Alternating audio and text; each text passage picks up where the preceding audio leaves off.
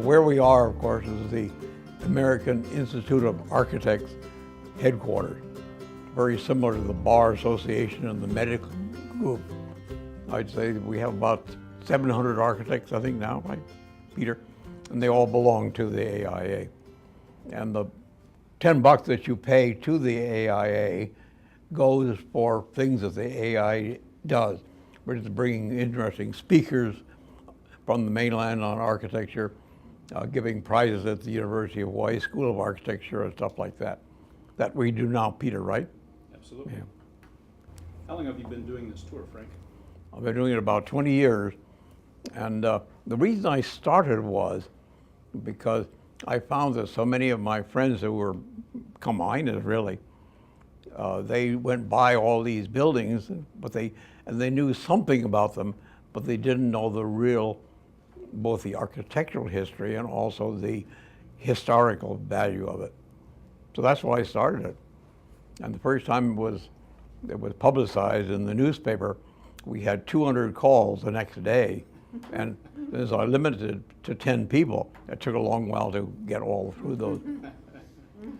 And now it's in the FODAR guide that the tourists buy. So I get a lot of tourists. Anybody here a tourist? Only one? I've got a good tourist comment. Many, many years ago, my mother had passed away 5 years ago, but she lived in California. And she used to go on your tours when she would come to town, probably 15, 20 years ago, when we first were doing them. And she loved it because she loved the buildings and loved history, and it was great. It was a great community feature.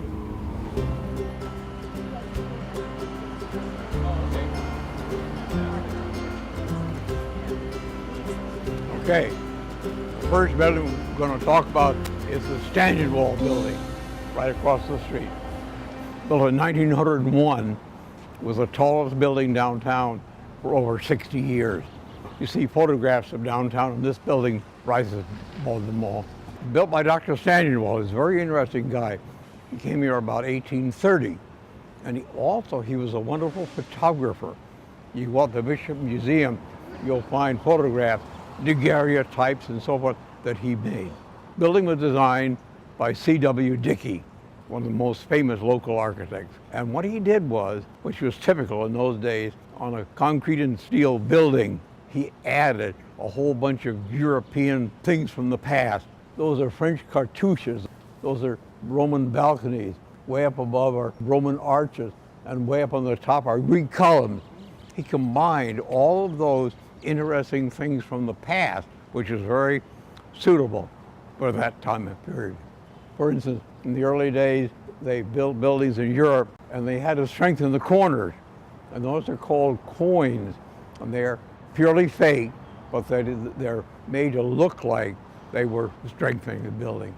We call this kind of architecture derivative. It means it's not original, it is derived from the past. One thing I might mention is that when this building was built in 1901, they hadn't yet perfected plate glass. So they were producing what's called float glass, which means that one side is really smooth, the other is wavy. You look up here, you'll see some of them that are the original ones, and many of them have been replaced. That means that those windows looking at right there have been there for over 100 years.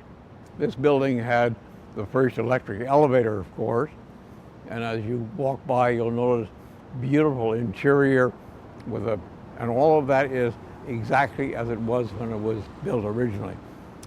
Recently, some years ago, this canopy that was damaged, but they reproduced it again from photographs using it exactly as it was originally.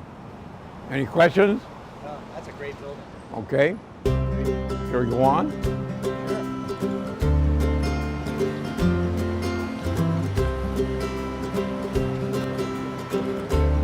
This is, of course, the Alexander and Baldwin building. In the early days, there were 5 very important businesses. They were called the Big Five, which basically controlled the business communities. Alexander and Baldwin is the only one of those still left. And the reason for that, of course, is they own the Matson Navigation Company, whose ships, cargo ships, bring most of the stuff here. I talked over there about derivative architecture. Hart Wood, who designed this building, everything started from scratch. For instance, they used to pull the sugarcane out of the fields with water buffalo. So you'll see the heads of water buffalo over there. The mullions are reminiscent of sugarcane. Mr. Wood was asked, what about the language or whatever it is around in that marble around the entranceway? He said it's nothing else, it's just what I wanted to put there. He was an artist as well as an architect, and that's the example of that kind of thing. You can see now the magnificent front entrance. Wonderful two-story entryway, tile murals around it. The building is faced with terracotta, material about that thick, and it's made on the mainland and brought here. But as a result, in 1929, that building is exactly, I don't think it's ever even been cleaned. That material is so long-lasting. Terracotta. People ask Mr. Wood, aren't those Egyptian columns? Isn't that a Greek entablature? He said, absolutely no. That's exactly what I wanted to create and has no antecedents at all. The building, of course, is on the National Register of Historic Places. By the way, the building also, even though it's a large office building, is to a certain extent residential in character. It has a sloping roof, which you can't see from here. Those look like wood beams. They're made out of concrete. Some years ago, the architects voted on the best buildings in Hawaii. The Academy of Arts was #1, and this building was #2.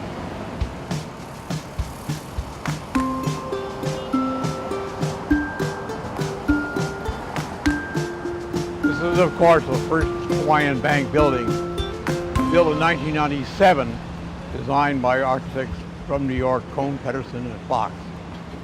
While we're here, though, I want to talk about city planning. For instance, this building was allowed to go about 70 feet taller than was normally allowed. But in exchange for that, they provided wide open space on Bishop Street and on King Street. When I designed this entire block, I was able to have about an acre of open space. Open space is there, one of the Bank of Hawaii, and down there, even more so. Another very important thing is the fact that in Hawaii, the climate is suitable to live indoors and outdoors. And that's why when I designed this plaza here, I put a lot of seats. People buy their lunch and they sit around there in their concerts and stuff like that. So as you walk or drive around downtown Honolulu, you have a very pleasant experience. That's, again, very sophisticated planning. Now, often on these walks, some of the people that are participating make comments, and here is one interesting one. Over there, you wonder why that big tank is there. In the early days, they had a fire department, so they didn't have any way of taking the water to the individual places, and therefore buildings of this kind had to have a tank like that of water to fight the fire.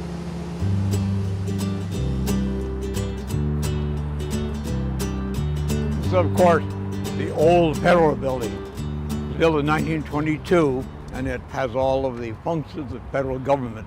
Since we designed the new federal building down in Ala Moana, this is now a state building. I want to talk about a new term, architectural style. When the Spanish came to the New World, they brought with them a type of architecture which we call Spanish colonial.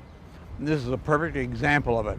Due to the fact it's so suitable for climates like ours, they're southern parts of the United States for years, and even now they're being built as interesting buildings. What does that manifest? First of all, they recognize the climate. There's a post office with a lanai all around it. When you go to the other parts of the building, you have a choice of walking across this wonderful portico or back there. You're always conscious of the outside as well as the inside. And if you'll notice, instead of having a lot of decoration, in order not to distract you from your enjoyment of the actual design, there's none of those fancy things that we saw in the Stanchion Wall building. The only interesting thing are the capitals of here, which have a Corinthian design on the top of them. It's the only thing.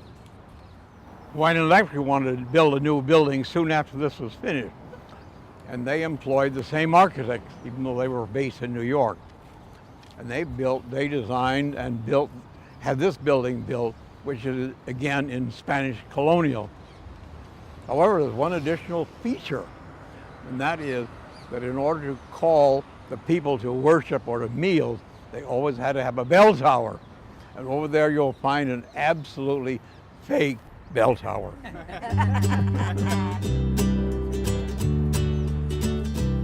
This building is Ali Iolani Hale, which translated means the home of the heavenly chiefs. It's the most photographed building in Hawaii, not on account of the building, but on account of the statue of Kamehameha. We have to think back to about 1860. King Kamehameha IV and Queen Emma, they were living long before the palace was built in a very simple two-story building. And they had been to Europe and saw what kind of palaces the monarchs of Europe had. So they somehow or other revealed that this would be a suitable place for their palace. In 1975, I was responsible for modernizing and restoring this building. And I found a lot of interesting things in the archive.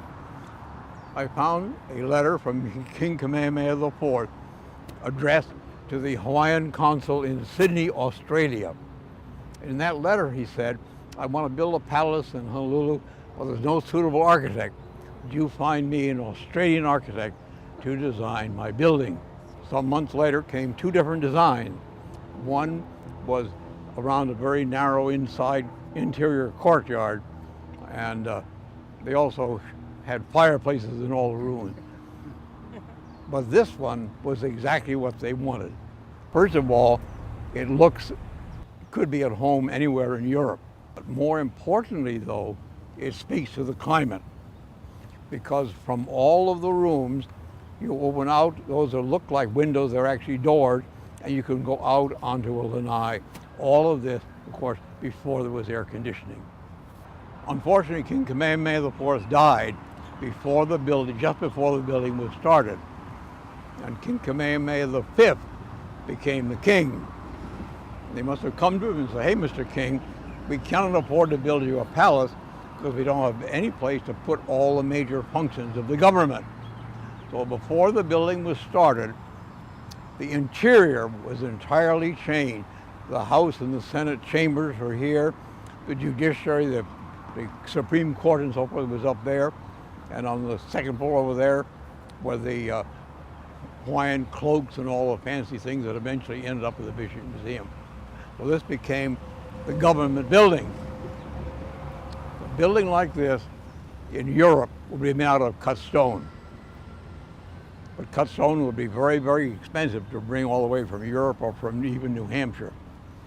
And King Kamehameha V, we put down often the monarchs, was a pretty smart guy. He had heard that the French were experimenting with making buildings out of concrete. This building is made out of concrete blocks. On the ground floor, they're about this deep. On the second floor, they're less deep, and the second floor rests on the lower floor. They were cast on the site, and they said that masons from Australia that guided the construction. But also, I found in the archives a statement that all of the work was done by the prisoners. In those days, the prisoners did not stay in their cells. They were put out on public works every single day. The Kamehameha statue, for years, the picture was of only the podium and no statue. The statue was cast solid bronze in Italy. And on the way over to Hawaii, rounding the Horn, the ship capsized and the statue was lost. However, they had not lost the mold. So they cast another one, and this is the one that you see here. This is the second one, and this wasn't finally installed until about 1881. However, unbelievably, later on they pulled up from the bottom of the sea the original statue, and you go over to Hawaii on the Big Island, and you'll find the original statue in front of the courthouse. Some very significant things went on here. I have a picture of Queen Liliuokalani's carriage right in front of the building. She has just blessed the legislative session of 1893. 4 days later, the desk up here that I found is now the Chief Justice's desk, sat Sanford Dole, Lawrence Thurston, and all those bad guys, and they wrote out the proclamation deposing Queen Liliuokalani. Now, when you have a thing like that, you have to read it to the public. History shows that they very wisely read it to the public on the other side of the building, because Liliuokalani's soldiers were all drawn up on the other side of King Street with their guns facing toward here. But if you remember, she didn't want to have any bloodshed, so she gave up. Okay, Kauai is next.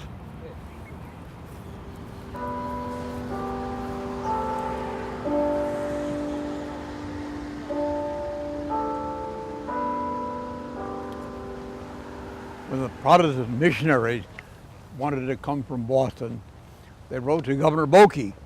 Governor Boakey was the governor of this island, and they said, basically, where can we set up shop? And he gave them this piece of property from King Street all the way to Queen Street, from Punchbowl Street, and a long way which will go this direction. You wonder why he gave them such a large piece of property. What you don't realize is, where we started was not the middle of downtown at all. About 10 blocks further to River Street was where the center of Honolulu was. So this was way the hell and gone out in the sticks. It was one of the missionaries named Hiram Bingham was the one who not only conceived the design of this building, but also managed the construction. And he was one of the missionaries. He was neither an architect nor an engineer. As you may know, the Hawaiians were very quickly converted to Christianity. I have a picture of one of the early meetings under the trees. Later on was a grass church and then a wooden one. Finally, in 1842, this magnificent building was built. Before we go and talk about it further, though, I want to point out right across the street here, King Lunalilo was the last of the Kamehameha, and he was only king for about a year because he was not well. But he said he did not want to be buried in Manoa where all the rest of the kings and queens had been. He wanted to be buried down by his family. So this building here says Lunalilo Ka Moi. Lunalilo lives here. The church, it has made basically the same appearance in style as a church in New England. However, the big difference is the construction. It's made out of 14,000 coral blocks. You can see what one of them looks like as we face it. They're actually about this deep and they weigh about a half a ton. That meant that they had to be chiseled from the reef where there was no scuba gear and no mechanical equipment at all. And then they were brought to the site to build the church. Down about 3 or 4 blocks is Coral Street, and they say that's the street that the coral was brought up in. This is an example of 2 blocks, 1 and 2. They weighed half a ton each, and they had to be chiseled out of the reef and then brought to the site and then built in the building. The building originally had a steeple. The steeple blew off about 1890 or something, and they never replaced it. But otherwise, it looks exactly like a New England church.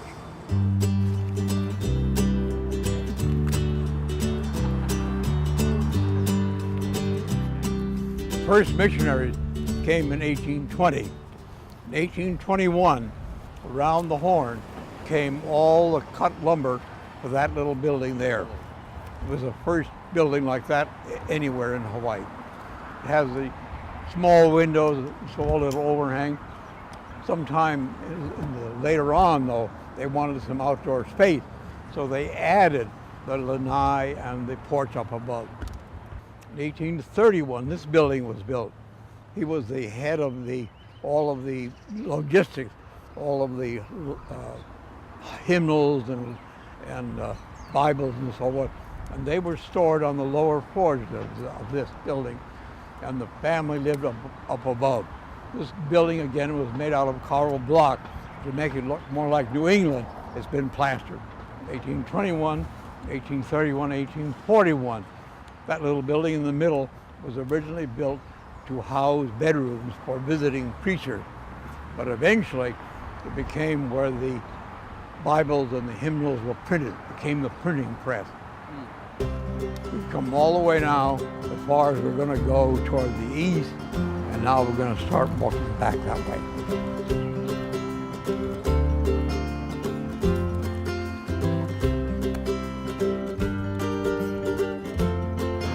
Across the street is Honolulu Holly City Hall, designed, built in 1930 by a group of local architects. Again, it's in Spanish colonial style, but it also pioneered a very significant thing.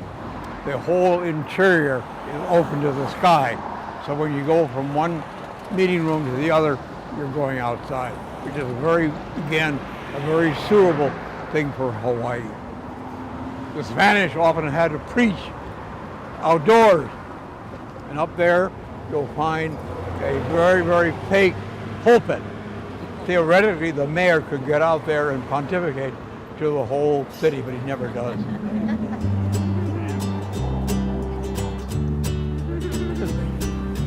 The famous industrialist Andrew Carnegie.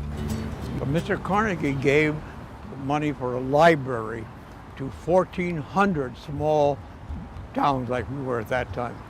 So this is his library. Originally it was just a rectangle.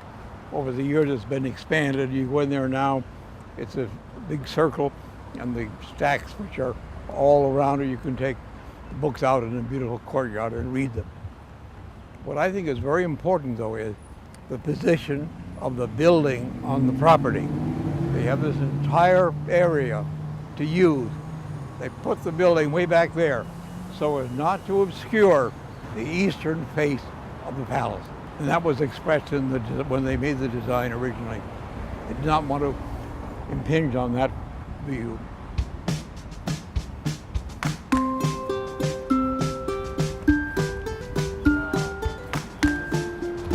And finally, in 1882, King Kalakaua got his palace. King Kalakaua was known as the Merry Monarch. He dressed in fantastic uniform. He went around the world a couple of times, but finally he got his palace. It was designed by 3 local builders and architects, and it is a spectacularly advantageous building because what you're looking at is the front face only. All 4 faces of the building are identical, which means from all of the rooms on both floors, you were able to go out to a wide lanai. And again, no air conditioning.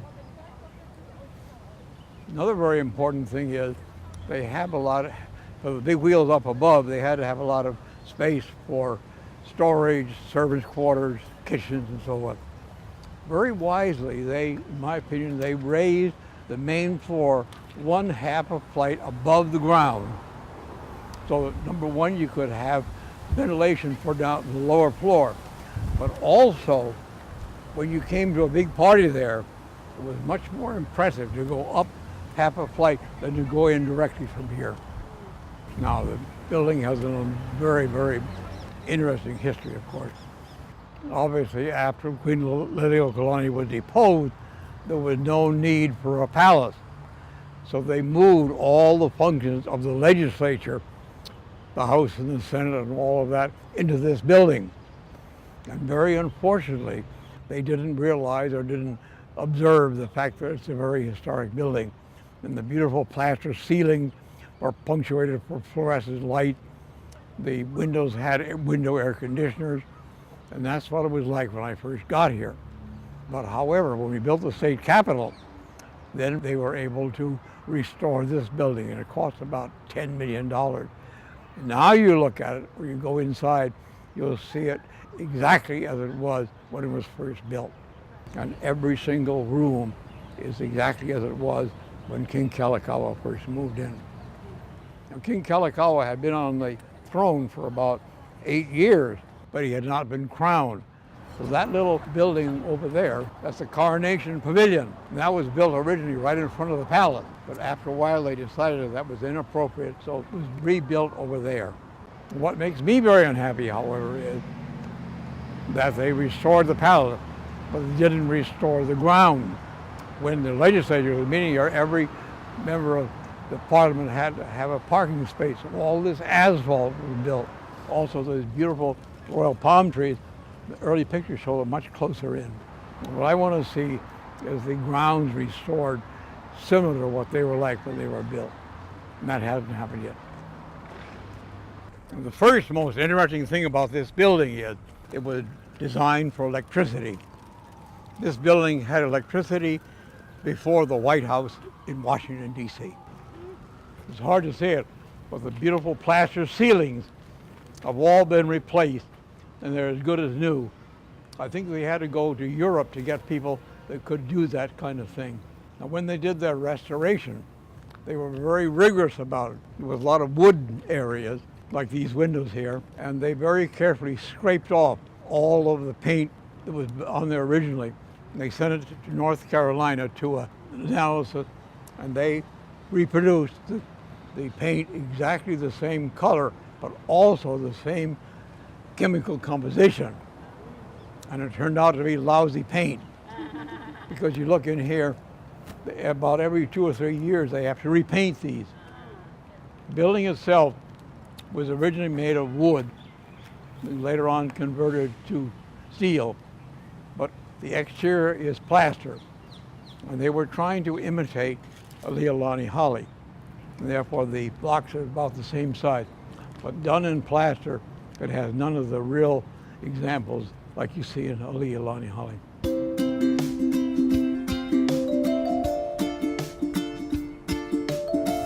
The monarchs had a small number of soldiers. I don't know how many, 25 or 30 or so. They weren't really to fight battles. They were more for ceremony. But this barracks was over here, Leilani Barracks, was built to house them and their horses. The only trouble is that was not built there at all. That was built where the new state capitol is now.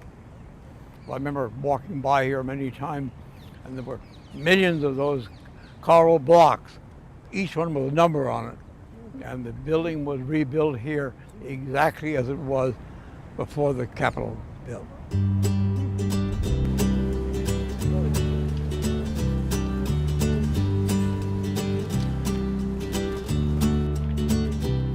The first woman architect in the United States was Julia Morgan.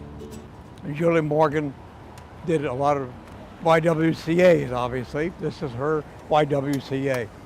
She was most famous, though, for San Simeon Castle on the mainland. She traveled all around the world. The AIA recently gave her the very significant, even though posthumously, the recognition as one of the world's best architects. We used to be able to go in there. It's surrounded by a beautiful courtyard with a big swimming pool.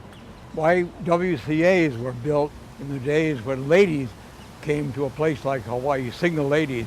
They didn't stay in a hotel. That wasn't really socially acceptable. They stayed in the YWCA. Okay?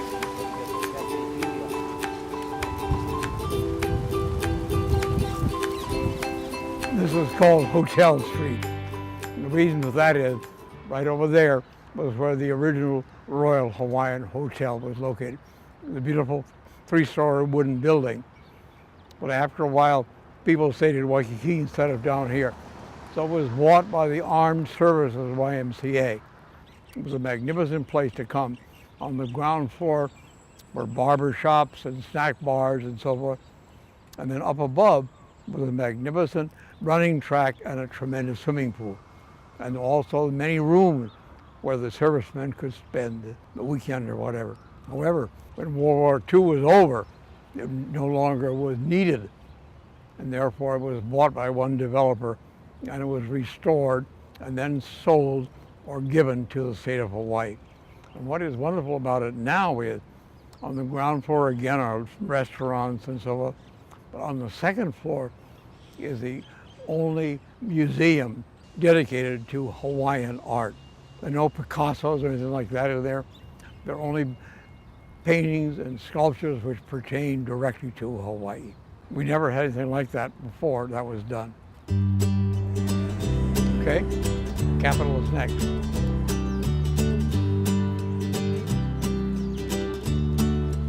Now, we got statehood in 1959, but it wasn't until 1968 that the Capitol was built.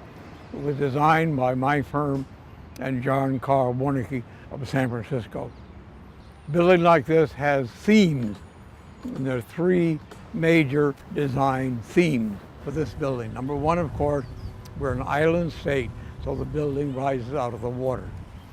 Second of all, we are a volcanically created state, so the House and Senate chambers are shaped like volcanoes and faced with volcanic rock. The third thing is that the royal palm tree has always been considered with the elite, the leaders of Hawaii. And these tremendous concrete columns, the tops of them are reminiscent of royal palm trees. Okay, now we'll go inside and I'll tell you a lot about it.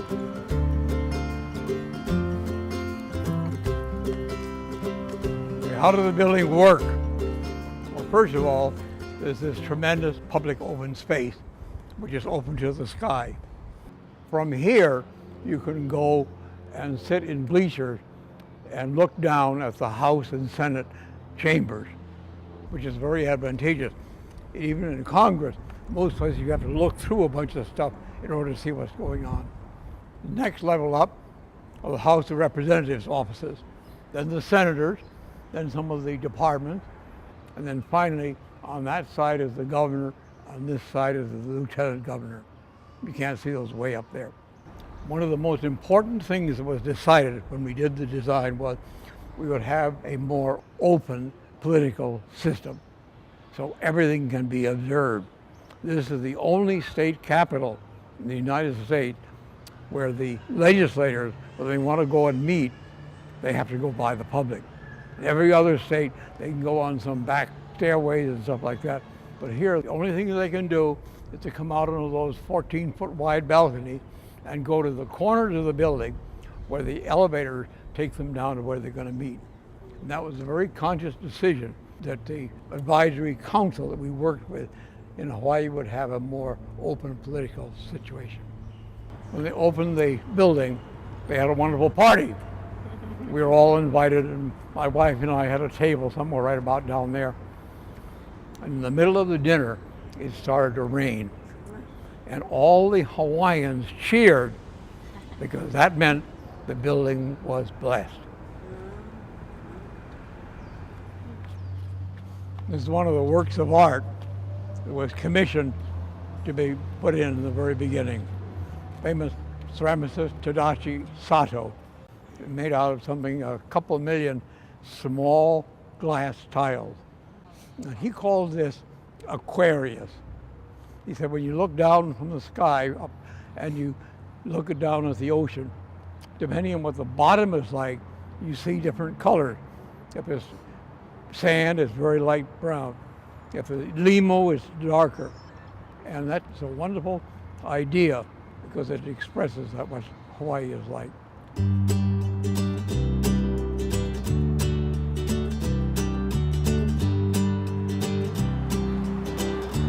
A very wealthy sea captain, John Dominus, and he built in 1849 this magnificent building. He had a son named John Owen Dominus, and John Owen Dominus had a girlfriend, and she turned out to be Queen Liliuokalani. So when she became queen, John Owen Dominus moved with her to the palace. However, he died just before she was deposed. After she was deposed and she was imprisoned for a short time, then she moved back to her property, which is right here. And she lived there until she died in 1917, whereupon the then territory of Hawaii, bought the property from her heirs, and for years it was the residence of the governor of Hawaii. But now, however, there's a new governor's mansion, and they are converting this now to a museum honoring Queen Liliuokalani. Because in there are her furniture, there's the piano that she composed Aloha Oi on and so forth. We'll go across here. This is St. Andrew's Cathedral. And again, we have to think about King Kamehameha IV and Queen Emma. As I said before, they've been to Europe many times. And while they were there, they often attended the services at the Church of England. The services there were very different. They weren't the long sermons that they had at Kauai How. The priests were dressed magnificently, and all that sort of thing, which they liked. So they approached the Archbishop of Canterbury and asked him whether he would like to establish a branch of the Church of England in Hawaii.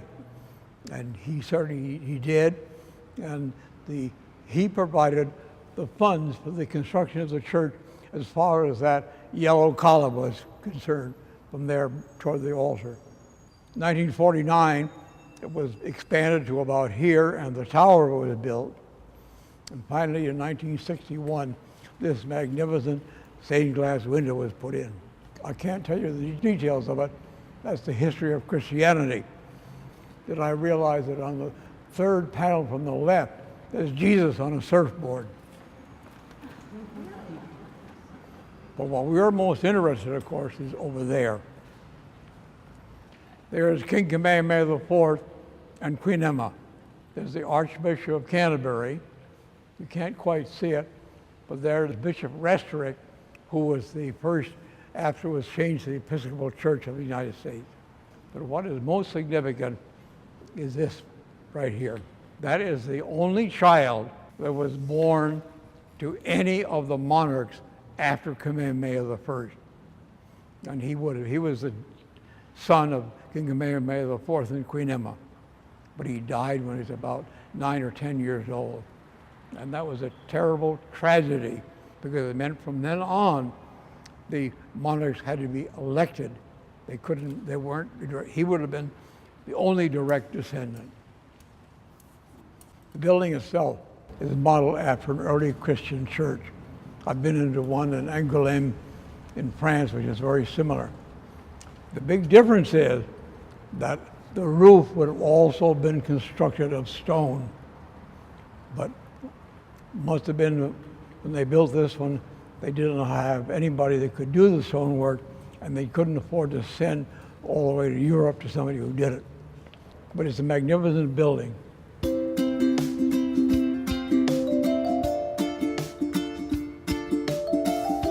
When we were downtown, I talked about very sophisticated planning. I want to show you now the worst example of planning you could imagine.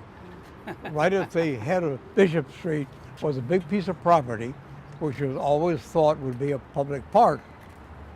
But somehow it was sold, and an automobile dealer was given the right to have his showroom down below and this tremendous building. What does that do? First of all, that destroys the scale. This tower here used to be the tallest thing anywhere, and now all of a sudden it's dwarfed by this building. They even say that this makes the state capitol look small when you see the two of them in the distance. And also, this faces to the east. When you come downtown in the morning, this is blinding. So this is the example of the worst type of planning you can imagine. I showed you a good example. Okay, here we go.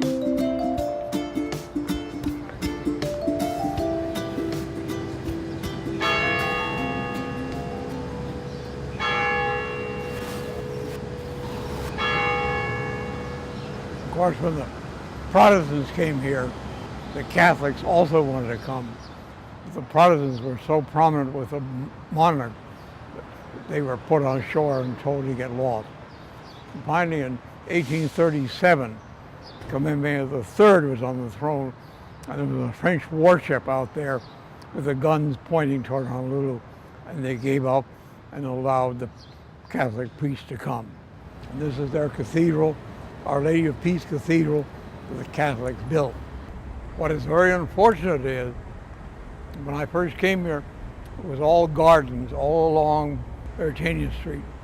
But over the years, they first of all sold off this corner here, and they built this diocese headquarters here, and now you can't even see the church when you go down the street. And that's very, very unfortunate. You don't even know it's here. Yeah. Okay.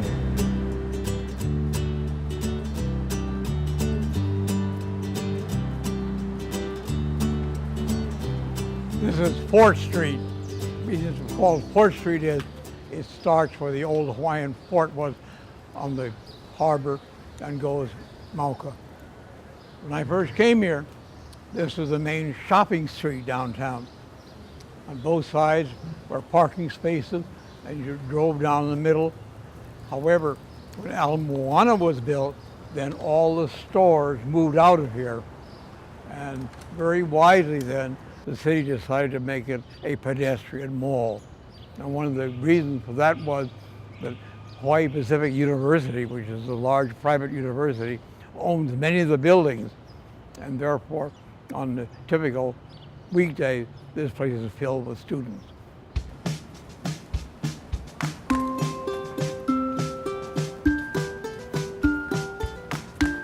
This is the Hawaii Theater. It was built in 1925, designed by local architects, had a magnificent interior, and it was specifically laid out for plays. However, eventually it was converted to a movie theater, and this was the largest marquee in Hawaii about 1980, because Consolidated Amusement Company, which owned the building, decided that they would cease showing movies because there was too much television and so forth, and the building was left to ruin. The roof leaked, the beautiful mural was destroyed, the gold. So finally, about 1983 or 4, I came here with a bunch of other local businessmen, and we decided we would try to restore it. And we received private money.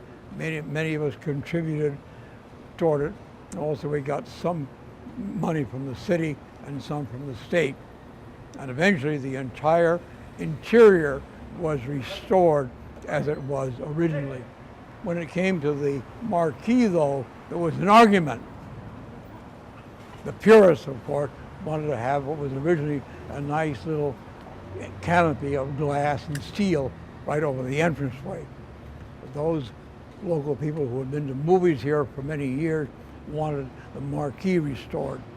And finally a compromise was eventually came, which restored the marquee itself, but instead of having all of the letters having to be changed, now you can press buttons from inside and change what is on the marquee. We can't go inside, but these are the original bronze doors, which were put here in 1925. They're irreplaceable. No one would make anything like this anymore, so they're still here.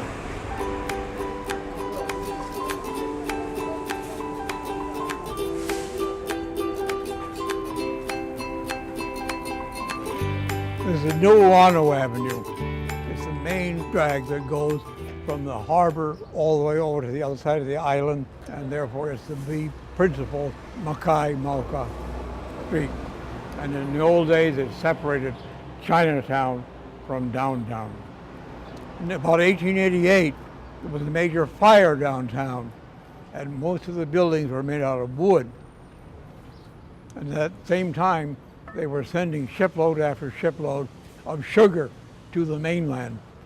And on the way back, they brought ballast of millions of bricks. And that's why all of these buildings here were made out of brick. However, they were designed as what we call tenements, which means that there's the store down below, and there's the bedrooms and living rooms above, but all of the kitchens and bathrooms were in the middle of the block, used by everybody. And that's not only illegal, but nobody will rent that. So I don't know what goes on in there, but Here's what you see now.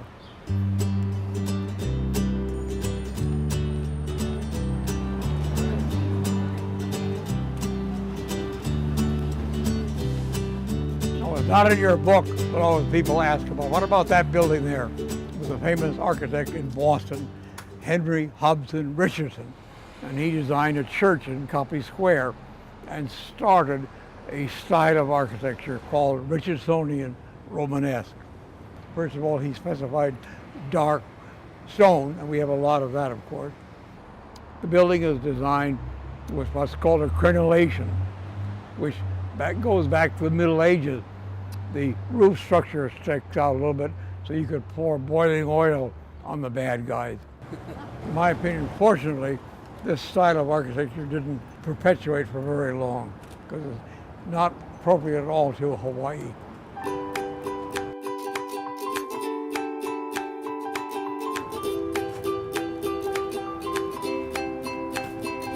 Here's another example of ballast.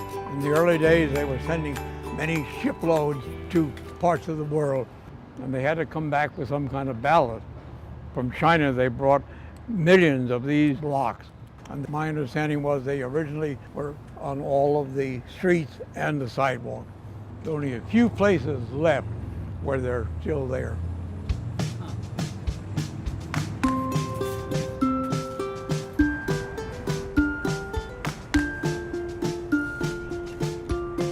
This is the old police station.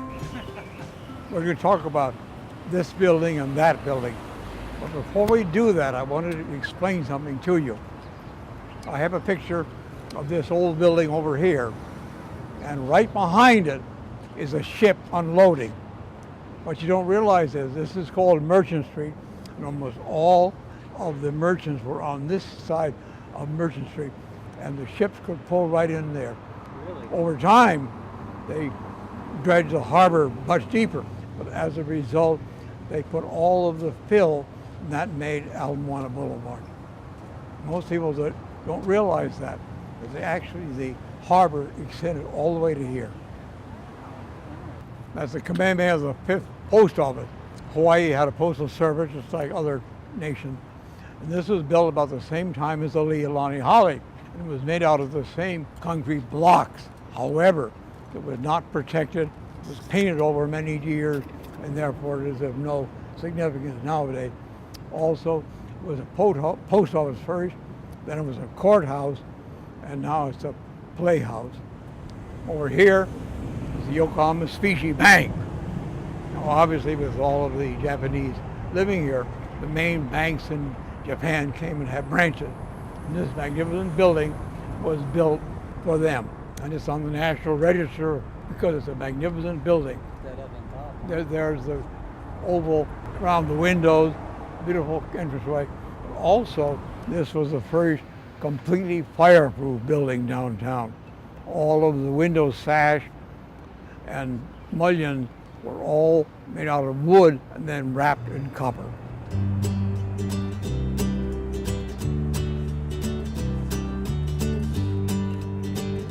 Stop here for a minute.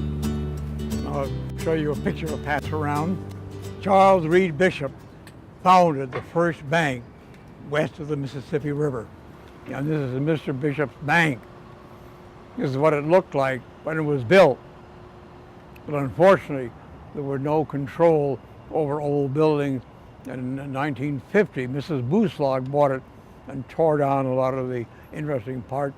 And now it's owned by a group of people who are restoring it to a certain extent, but you can't really restore it like it was originally.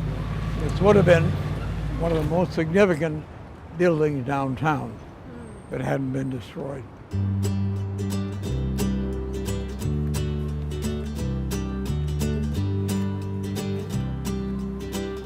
This is the last building on the trip. C. Brewer and Company, or one of the big five. And this little gem of a building was designed and built for them in 1940. It was designed by the same architect who designed the Academy of Arts, Gilbert Goldner Goodhue. It's a magnificent little building. Again, it's an office building which has a lot of residential characters. Most of the rooms up above have balconies like this. On the ground floor, there's a beautiful garden all around the interior. Go inside, there's a magnificent two-story entranceway. It is now the home of the Hawaii Community Foundation. It's a magnificent building. Okay, that's it.